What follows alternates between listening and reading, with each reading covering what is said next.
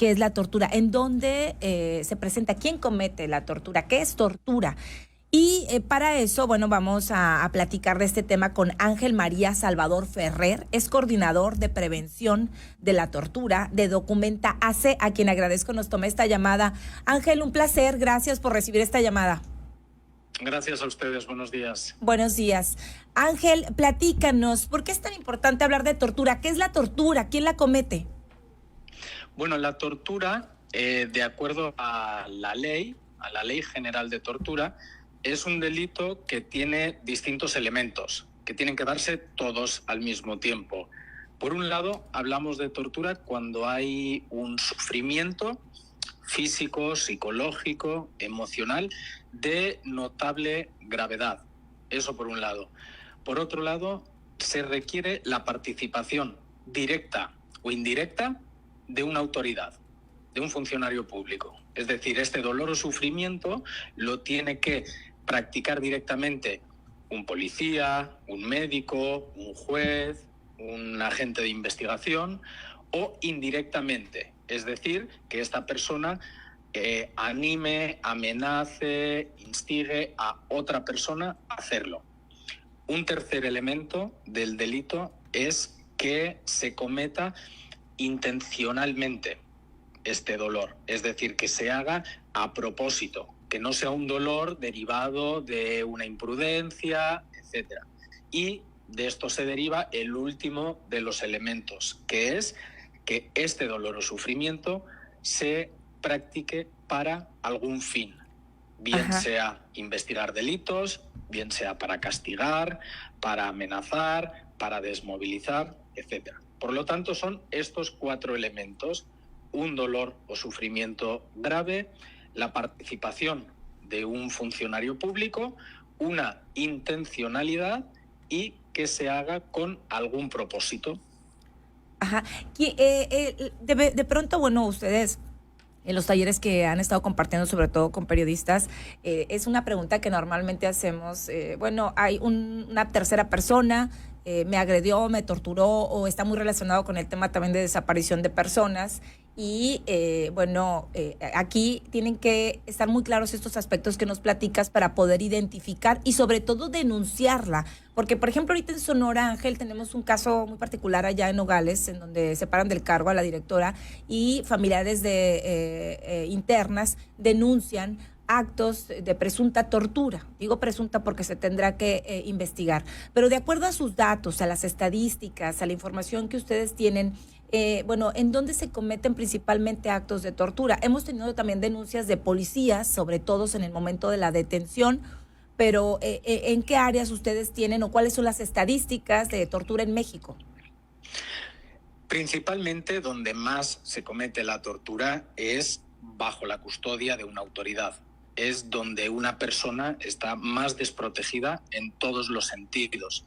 Cuando una autoridad controla una escena y pues la persona, el particular, no tiene posibilidad de defenderse. Pensemos en distintos escenarios. A ver.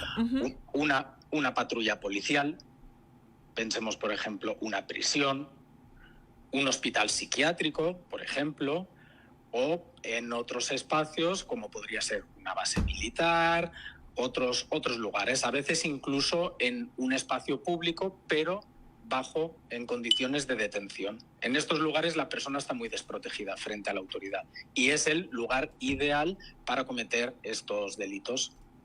Sí, tenemos claro la población, cómo identificar la tortura, no sé si ustedes han hecho estudios también, o cuáles son las principales dudas al momento de acompañar a víctimas o a familiares. ¿Qué dicen?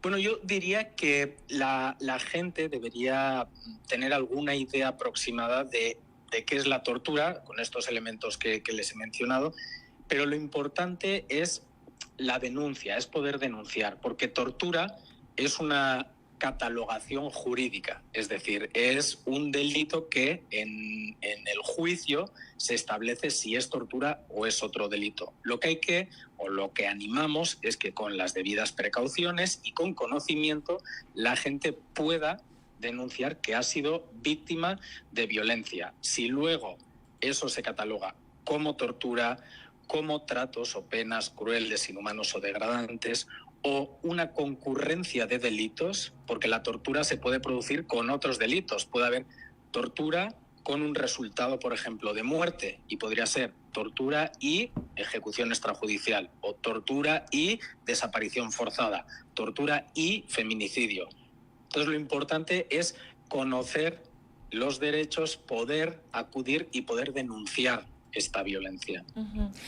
¿A dónde se denuncia o en dónde se denuncia pues la tortura, para que podamos explicar cuáles son los primeros pasos cuando ya identificamos que se trata de un posible caso de tortura, de acuerdo a los factores que nos comentabas ahorita, y donde tiene que estar pues implícito un director, o de manera directa o indirecta, perdón, un policía, un médico, un funcionario, una persona que sea parte pues del sistema o funcionario?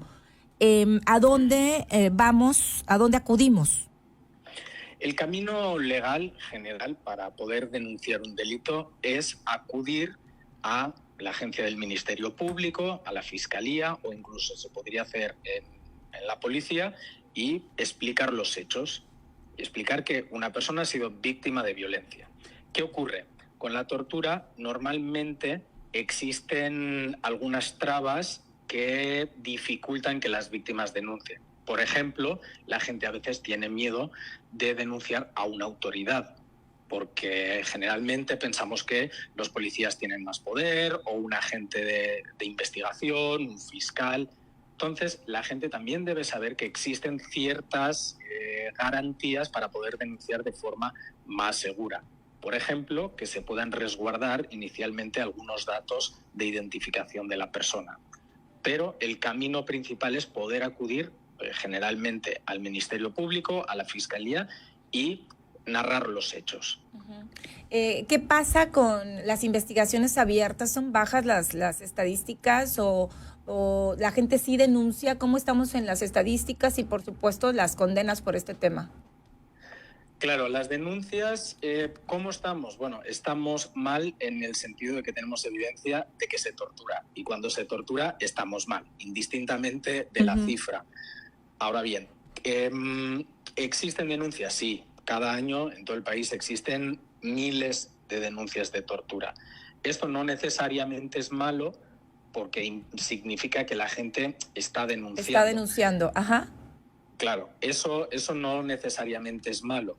Lo que sí es malo es que los casos, en la grandísima mayoría de los casos, no se resuelven, no se terminan, se quedan en investigaciones que se prolongan en el tiempo, y muy pocas veces, muy poquitas, hay una sentencia. Una sentencia que puede ser condenatoria, es decir, realmente una persona se demuestra que es culpable por torturar, o absolutoria, si es el caso de que no se torturó, pero hay una resolución. Estos casos son los mínimos. Hablando en porcentajes, son menos del 1% de los casos que se denuncian. Qué triste, ¿no? Es súper poquito, pues, súper poquito. Es muy poco. Nada, muy poco. Casi nada. Claro. Sí. Te escucho, Ángel. Sí, no, y que esto no es casualidad que haya cifras tan bajas. Hay un desafío muy fuerte, y hay un punto muy débil en las investigaciones, que es el papel que juegan los agentes del Ministerio Público y las fiscalías. Las investigaciones normalmente son deficientes, hay pocas capacidades instaladas para poder investigar, hay pocos agentes del Ministerio Público, hay tecnología muy precaria, y en muchos casos también existe cierto, falta de iniciativa para investigar tortura que cometen ciertas personas, porque a veces la tortura la cometen personajes, mandos importantes. Entonces, todo esto lleva a que se atoren normalmente los casos en las fiscalías, y no avancen. Ángel, a veces el desconocimiento, la desinformación, o la autoridad, por ejemplo, ahorita estoy pensando, o en casos que hemos ejemplificado, ¿no? Que en este taller que estamos tomando con ustedes también, al momento de una detención, que a veces normalizamos ciertos actos, conductas, y que no tiene que ver exactamente con lesiones, sino puede ser la tortura psicológica, esa que probablemente no queda en una herida física, y que pues no sabemos que es tortura, o que por años pues ese estereotipo de la autoridad y que puede hacer lo que quiere y decirte lo que quiere, y esto no es así, no debe proceder. Por eso yo insisto en no normalizar y saber identificar qué es tortura para poder poner esta denuncia de la que nos platicas, ese por un tema, y por otro, si nos puedes ampliar un poquito más sobre la tortura en centros penitenciarios, porque acá en Sonora pues tenemos se han presentado algunos casos, la muerte de una joven, Paula Yoset, al interior de un Cerezo 2 aquí en Hermosillo hace un año, no hay justicia para ella, y el caso también de Nogales, de la destitución de la directora y al menos otros tres empleadas más por actos en contra de personas privadas de su libertad ahí al interior del Cerezo. Sí, como les mencionaba anteriormente, los centros penitenciarios, las prisiones, son lugares ideales para cometer tortura y abusos de autoridad, porque la persona está totalmente a merced de una autoridad, no puede hacer valer sus derechos. Entonces son lugares típicos de comisión de tortura y de otro tipo de irregularidades o delitos. ¿Qué se puede hacer? ¿Qué forma hay de tratar de prevenir, combatir la tortura en los centros penitenciarios? Bueno, yo creo que hay varias claves. Una de ellas es abrir estos lugares al escrutinio, al control público. Si bien son lugares que son cerrados, y tiene sentido que sean cerrados en el término más material de la palabra, claro, eso no significa que la información tenga que ser hermética, que sean lugares opacos. Eso no debería ser así. Entonces, tenemos derecho, hay que saber qué ocurre en estos espacios, porque son lugares, déjenme que les diga, sumamente caros, muy caros, que pues pagamos entre todas y todos los que pagamos impuestos, y la ciudadanía tiene derecho a saber qué se está haciendo con el erario público, en qué se está destinando exactamente el recurso en prisiones. ¿Se está destinando para reducir la delincuencia? Pues entonces tal vez no está siendo la inversión más eficiente, porque la realidad nos dice que no está habiendo grandísimos resultados en cuanto al combate a la delincuencia. Entonces, el saber qué ocurre en estos lugares es clave. ¿Qué servicios hay? ¿Quién brinda los servicios? ¿Hay planes de reintegración para las personas que están internadas? ¿Cómo funcionan los castigos? Etcétera. Todo esto creo que es importante que entre todas y todos intentemos saber más qué ocurre en las prisiones. Y pedir información sobre las prisiones no significa estar en contra del sistema de justicia, es simplemente tener transparencia. Eso por un lado. Me llega en segundo lado, sí. Perdón. No, adelante. Ahorita te leo un caso que llegó. Hay personas que se están identificando y eso me gusta, Ángel, porque si una persona puede detectar ahorita el simple algún daño, lesión o algo, pero si hablamos de tortura, creo que es importante. Ahorita le doy lectura a este caso que llegó. Sí, bueno, eso por un lado. Por otro lado, creo que hay que sacarnos la ciudadanía de la lógica del castigo para pensar que estos lugares, las prisiones, son lugares de reintegración social. Tener una institución pública que pagamos entre todos para castigar a la gente, ¿a qué va a llevar? A que la gente va a salir y va a ser gente que va a ser muy difícil que pueda reintegrarse en la sociedad, porque cuando vives violencia tienes dificultades para poder vivir de forma plena tu vida. Entonces, cambiar la lógica de las prisiones creo que también es importante. Pero lo más importante de todo, lo mencionabas tú, es que la sociedad rechace la tortura como un método de resolver problemas. Las autoridades deben velar por que se garantice la ley, no defraudarla, deteniendo ilegalmente a la gente, violentando a la ciudadanía para maquillar resultados de políticas de seguridad, y no permitir que en el país haya una impunidad superior al 95% en los delitos. Las soluciones tienen que ir por otro lado. Sí, me dicen por acá referente al tema. Bueno, y ahorita para cerrar, si me puedes hacer también la diferencia, porque a veces puede ser un exceso o un abuso de autoridad y a lo mejor no llega a tortura y hay dudas ahí en ese tema. Si ahorita lo puedes aclarar, me piden por acá. Y dicen, no hacen nada, a mi hijo lo golpearon, lo esposaron, pues entiendo que de una manera cruel. La denuncia se les hizo el citatorio a los oficiales y el que lo agredió nomás no se presentó y nunca le dieron resolución al tema. Bueno, cuando o cómo identificar, porque puede haber ahí confusiones entre lo que verdaderamente es tortura, aunque ya lo explicabas al inicio, pero también con abuso o exceso de autoridad. Sí, son zonas un poco grises, pero yo creo que no hay que enfocarse mucho en eso, sino más bien en denunciar los hechos y tratar de que se esclarezcan las realidades y pues haya responsabilidades. Generalmente los abusos de autoridad son conductas de menor, digamos, gravedad o violencia. Y muchas veces ha funcionado como un cajón desastre frente a excesos, por llamarlo de una forma eufemística, excesos de las autoridades. Pero la ley es bastante clara en decir qué es tortura. Y tortura al final es un acto de violencia que genera un dolor o un sufrimiento en la persona y que lo comete una autoridad a propósito. Entonces, con ese marco podemos denunciar que es tortura. Si luego se establece que en lugar de tortura es malos tratos, que es un delito parecido pero no es exactamente lo mismo, pues bueno, eso se verá en la resolución de los hechos. Y en la investigación. Pero lo que es importante es que se puedan denunciar las cosas y no se diga, bueno, se le pegó, como dice la persona que menciona, se le pegó a mi hijo. No, oiga, disculpe, la policía no tiene que pegar salvo que sea en un escenario excepcional y para contrarrestar una amenaza evidente. No se puede pegar. Sí, todo debe de ser en el marco de la ley, con respeto.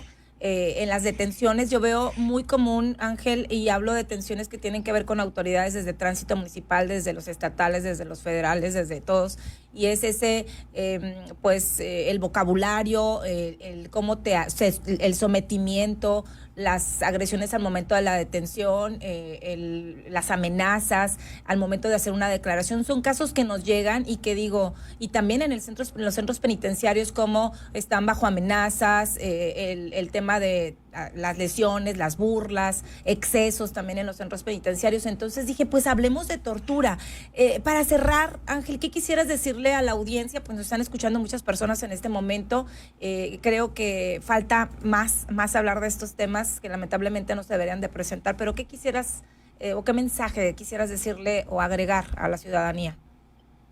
Sí, pues a mí me parece que es importante que haya cierta conciencia sobre qué se puede tolerar y qué no se puede tolerar por parte de las instituciones. No se puede tolerar que nos violenten como ciudadanos, como ciudadanas. Entonces, creo que vale la pena que la gente, por lo menos, si no tiene un interés en involucrarse mucho en estos temas, que lea un poco, se informe de qué puede hacer una persona que ha sufrido algún tipo de violencia. Yo he sufrido violencia, la ha sufrido mi vecino, un familiar, un amigo, tengo dudas de si esto puede ser o no tortura. Entonces, que lean un poquito al respecto. Por ejemplo, Documenta, la organización con la que trabajo, tiene varias guías pedagógicas sencillas que se pueden consultar rápidamente si uno se mete a las redes sociales o a la página web documenta.org.mx. Ahí hay algunas guías para saber, he sido víctima de tortura, qué puedo hacer en caso de haber sufrido violencia, etcétera. Y es una forma de generar cierta conciencia y conocimiento social que nos va a permitir como sociedad decir, oigan, hasta aquí puede tolerarse la violencia. A partir de aquí ya son delitos y los vamos a denunciar. Estar informados. Si te parece, comparto la página, es documenta.org.mx, y les voy a pasar un cuadernillo que a mí me parece muy práctico. Hay muchos. Usted se va ahí y en la parte de abajo vienen muchos. De hecho, está uno que si lo quieren particularmente se los comparto, que es prevención de la tortura en prisión. Está muy padre. Y está otro que habla de los conceptos, bueno, qué es tortura, quién la comete. Es una guía de preguntas muy sencilla, con un lenguaje muy sencillo, para que todos podamos leer. Yo creo que vale la pena. No son ni 40 páginas de este cuadernillo, son muy completos y de mucha utilidad. Y pues información es poder, Ángel, y al momento de una situación, saber identificar y no normalizar. Insisto, no podemos normalizar este tema. Ángel, pues muchísimas gracias. Te saludo hasta España, ¿verdad? Así es, desde Barcelona. Saludos hasta allá y gracias por recibir la llamada. Ojalá que podamos, en la medida que tú quieras, seguir hablando de este tema. Tú nos indicas. Con mucho gusto, muchísimas gracias. Te mando un abrazo, gracias.